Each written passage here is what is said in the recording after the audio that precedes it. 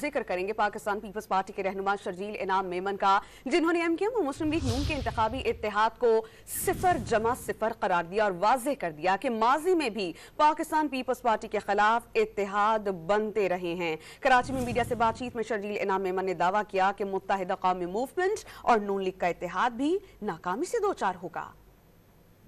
اور نون لیگ کی آپ نے بات کی، آپس میں اتحاد ہو رہا ہے، یہ 0 + 0 = 0 ہے۔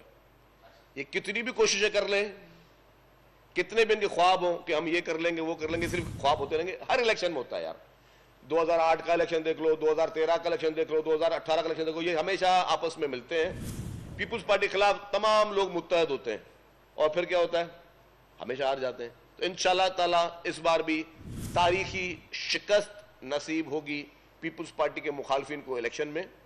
میں پھر کہہ رہا ہوں، ہماری دشمنی ان سے نہیں ہے، ہم ان کے لیے نیک خواہشات کا اظہار ہے۔